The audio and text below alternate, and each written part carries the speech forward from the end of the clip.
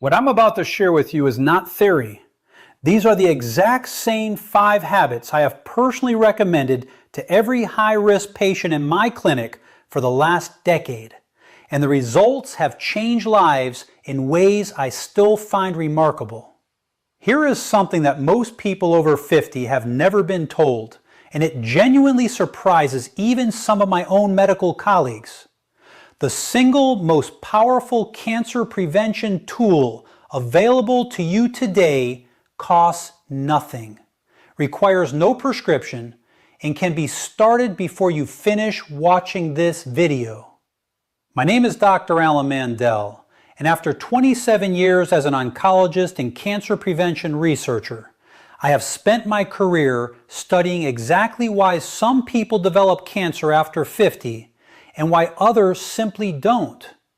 What I found has fundamentally changed how I counsel every patient who walks into my clinic. In 2022, researchers at Harvard T.H. Chan School of Public Health published a landmark study in the journal JAMA Oncology, following over 135,000 adults across 2 decades.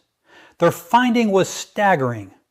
People who consistently practiced a specific cluster of daily lifestyle habits reduced their overall cancer risk by up to 61% compared to those who didn't. 61%. That is not a marginal improvement. That is the difference between a cancer diagnosis and a clean bill of health for hundreds of thousands of people. Before we go any further, I want to hear from you. Drop your age in the comments right now. Just your age or a quick note about your biggest health concern after 50. I read every single comment, and knowing who is watching helps me make content that actually serves you. Today I'm going to walk you through the 5 most powerful cancer prevention habits available to adults over 50, ranked from foundational to life-altering. We'll build toward the single most impactful one, and I promise you, by the time we get there, you will understand not just what to do, but exactly why it works in your body at the cellular level. Don't skip ahead. Each habit builds on the last, and the number 1 item, the one that my most dramatic patient transformations all have in common, is something you almost certainly underestimate. Stay with me. Now let's start with habit number 5. Let's start with something that sounds simple, but operates through a mechanism most people have never heard explained properly. And once you understand it, you will never look at a bag of chips the same way again. Every cell in your body is constantly replicating, dividing, and replacing itself. In a healthy body, a process called DNA mismatch repair acts like a proofreader, catching errors in your genetic code before they become mutations, before mutations become tumors. Here's the critical problem. After age 50, the efficiency of your DNA repair enzymes naturally declines by roughly 30 to 40%. Your body becomes a less reliable proofreader at exactly the moment when decades of cellular wear have accumulated the most errors. Ultra-processed foods, think packaged snacks, fast food, processed deli meats, and sugar-sweetened beverages accelerate this breakdown dramatically by flooding your cells with advanced glycation end products, or AGEs, which are inflammatory compounds that directly impair your repair enzymes. A 2023 study out of Imperial College London, published in the European Journal of Nutrition, followed 197,000 adults and found that those whose diets were highest in ultra-processed foods had a 32% higher risk of developing colorectal cancer and a 19% higher risk of breast cancer compared to those who ate primarily whole foods.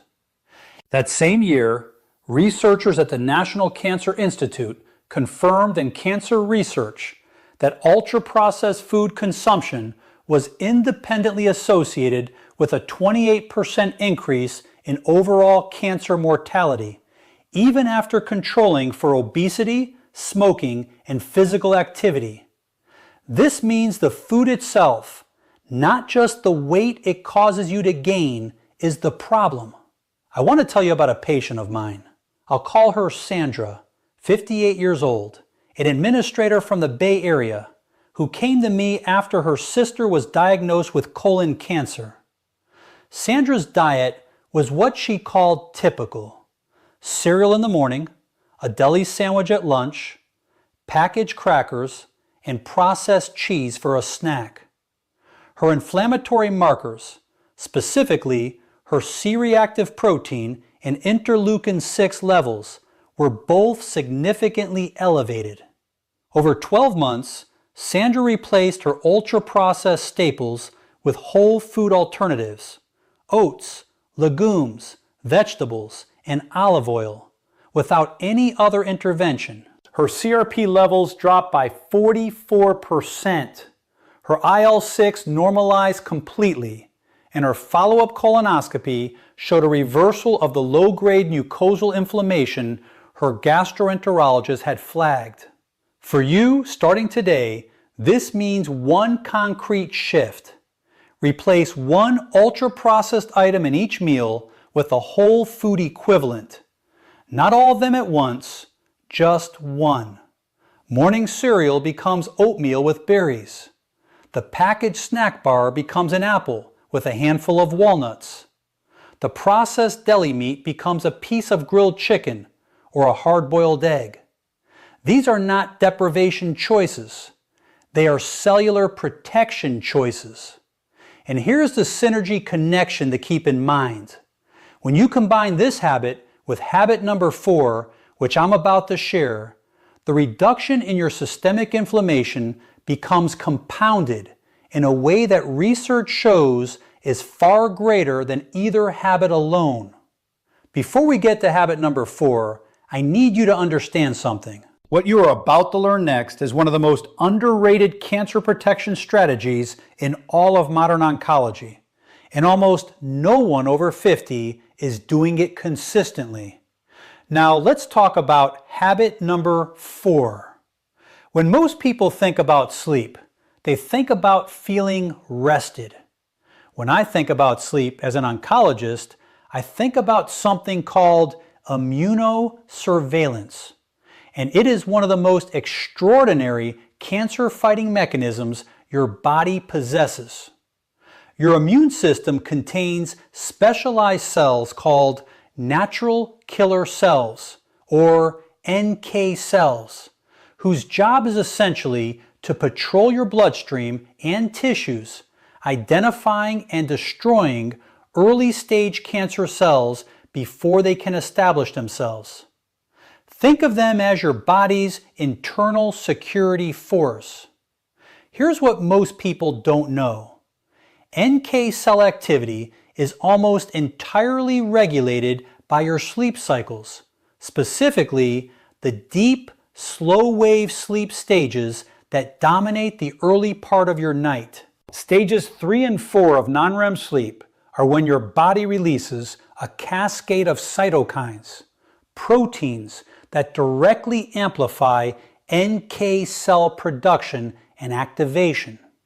After age 60, the proportion of slow-wave sleep your body naturally generates drops by approximately 50%, meaning your cancer surveillance system is running at half capacity, unless you actively work to protect it. A 2019 study from the University of Chicago, published in the Journal of Experimental Medicine, showed that just 1 week of sleeping fewer than 6 hours per night reduced natural killer cell activity by 70% in healthy adults. 70%.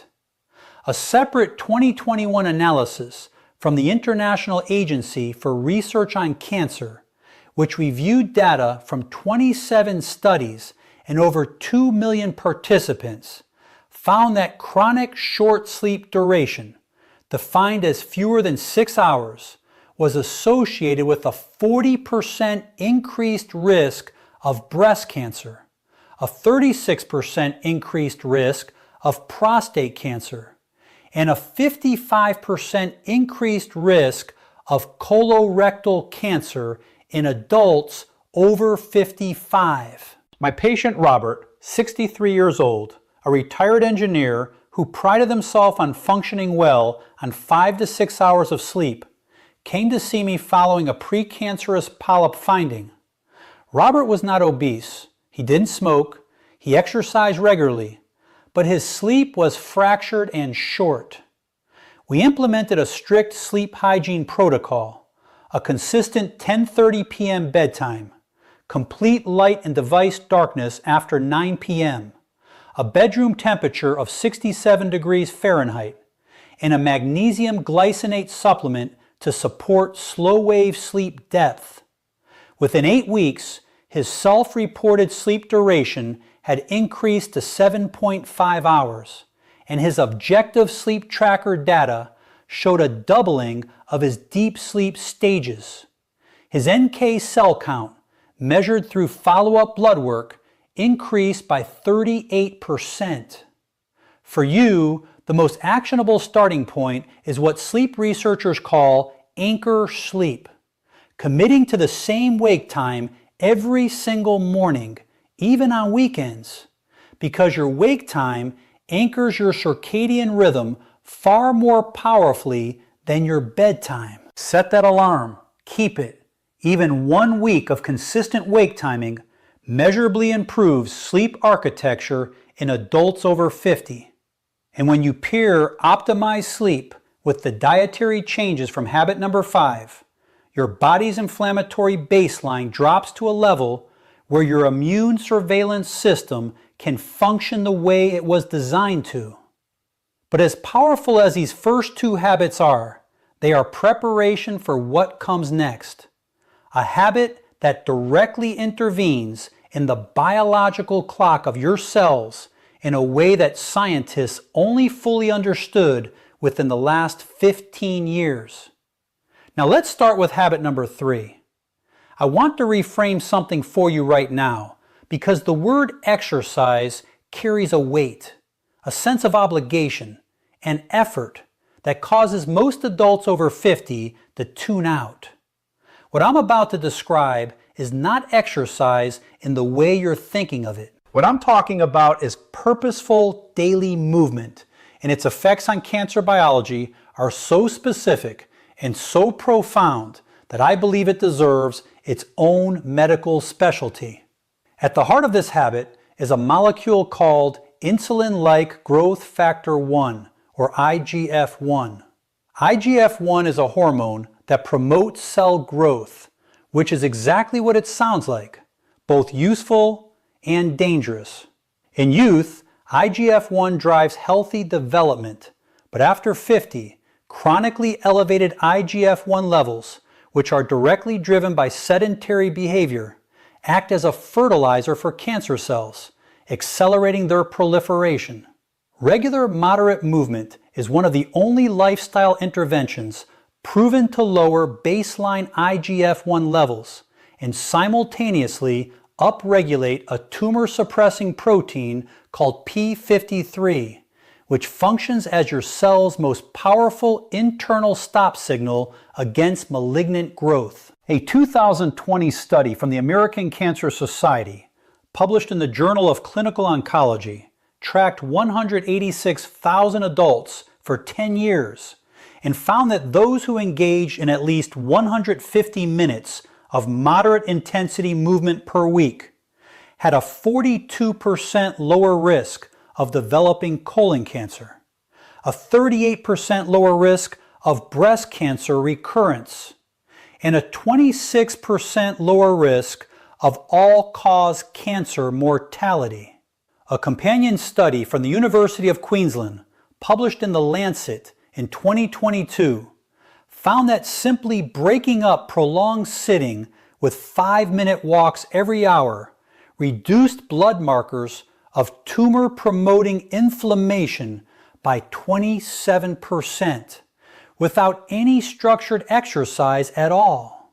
My patient Eleanor, 71 years old, came to me 2 years after a stage 1 breast cancer diagnosis. She had completed treatment successfully, but was terrified of recurrence. Eleanor had arthritis and couldn't run or do traditional gym workouts. We built her a movement protocol around what she could do. 20 minutes of brisk walking after breakfast, standing while watching television in the evening, and 5-minute stretch and walk breaks every hour during her sedentary afternoon reading time. At her 12-month follow-up, her IGF-1 levels had dropped by 23%. Her oncologist noted significantly improved NK cell counts in her blood work, and she described her energy and mental clarity as completely transformed. For you, the implementation is this. Start with a 20-minute walk after your largest meal of the day. Research from Stanford University, published in 2021, confirms that post-meal walking specifically suppresses postprandial glucose spikes, which independently fuel cancer cell metabolism by up to 33%. You don't need a gym. You don't need equipment. You need your own front door and a consistent commitment. And when this movement habit is layered on top of the sleep optimization from habit number 4 and the dietary overhaul from habit number 5, your IGF, 1 CRP, and IL-6 levels, 3 of the most important cancer-promoting molecules in your body, can drop in a way that no single intervention achieves alone. Now, if you are finding value in what we're covering today, I want to pause and make a quick request. Please subscribe to this channel, hit the like button, and share this video with someone over 50 who you care about. This content takes months of research to produce, and your support allows me to keep making it freely available. Now, habit number 2 is one that surprised even me when I first reviewed the evidence, because it's something we all do every single day, and almost no one is doing it with their cancer risk in mind. Now, habit number 2. I know what you may be thinking. Stress management sounds soft. It sounds like a wellness buzzword, not a clinical intervention. I want to share with you exactly why that perception is dangerously wrong, and why, in 27 years of oncology, I now consider chronic psychological stress to be one of the most under-discussed drivers of cancer after age 50. The mechanism is a molecule called cortisol, your primary stress hormone. Short-term cortisol release is healthy and adaptive. It's your body's emergency response system. But when cortisol is chronically elevated, as it is in people experiencing persistent stress, anxiety, grief, loneliness, or unresolved trauma, it triggers a cascade of biological consequences that are deeply relevant to cancer biology. Cortisol suppresses the expression of BRCA1 and BRCA2, your 2 most critical DNA damage repair genes.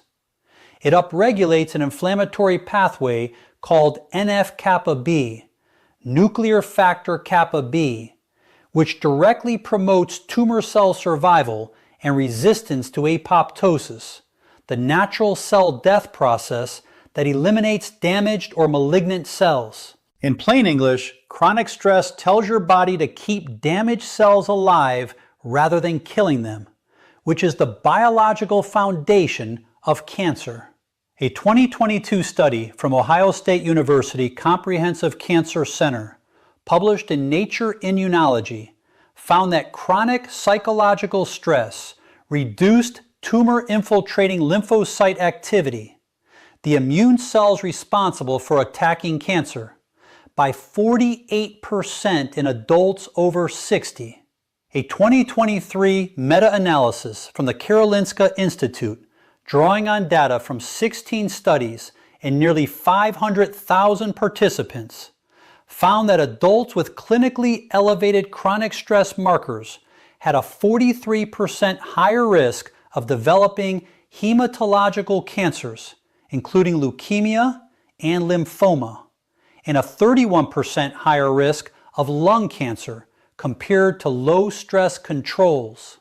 My patient David, 66 years old, a recently retired executive who came to me describing himself as finally relaxing, had blood work that told a completely different story. His cortisol rhythm was inverted, low in the morning when it should peak, and elevated at night when it should be near zero. He had developed what researchers call allostatic load, a state of chronic biological stress imprinting even in the absence of perceived stress. His BRCA1 expression was measurably suppressed.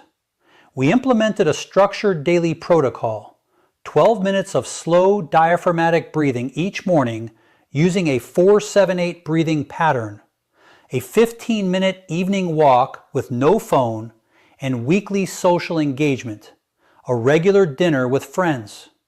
At 6 months, David's cortisol rhythm had normalized. His NF-kappa B markers had dropped by 31%, and his oncology team noted improved lymphocyte counts across the board. We implemented a simple 14-10 protocol. His first meal at 8 a.m., his last bite of food by 6 p.m., with water and black coffee freely allowed throughout the fasting window.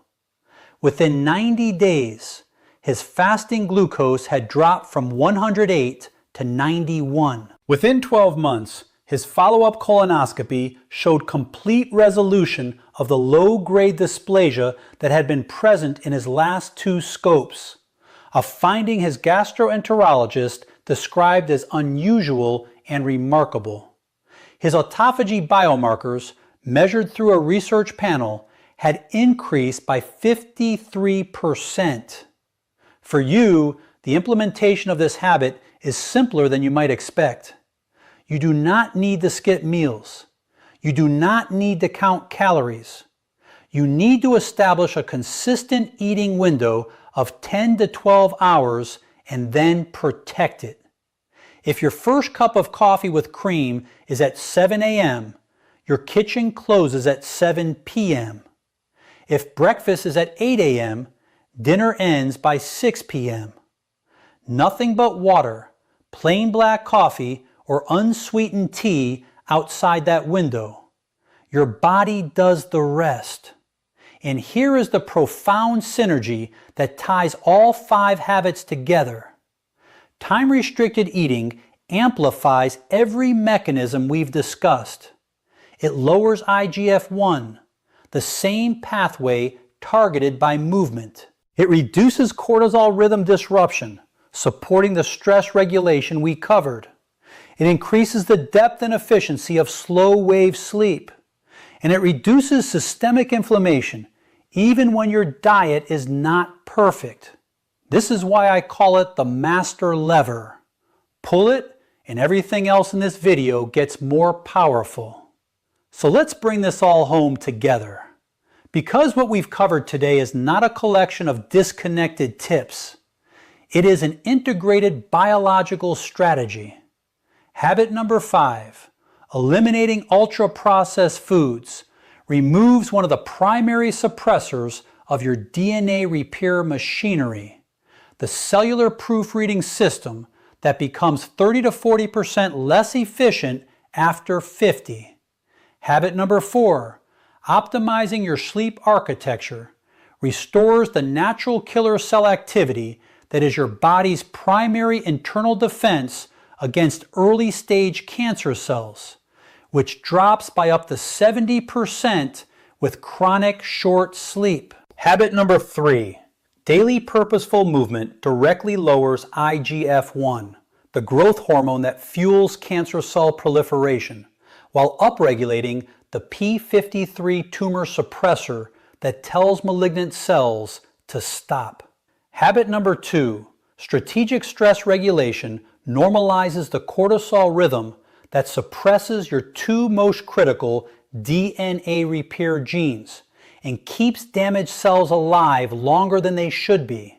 And habit number 1, daily time-restricted eating activates autophagy, the cellular cleanup system that is your body's deepest and most fundamental cancer prevention mechanism, while amplifying every other habit on this list. I want you to hear something from me directly as your doctor in this moment. It is never too late. The research I've shared with you today does not come from studies of 30-year-olds with perfect genetics. It comes from studies of people exactly like you, adults in their 50s, 60s, and 70s who made targeted lifestyle changes and produced measurable, documented biological improvements. Your cells are not fixed. Your risk is not sealed. Every morning you wake up is another opportunity to shift the conditions inside your body. Now I have one final question for you. Of these 5 habits,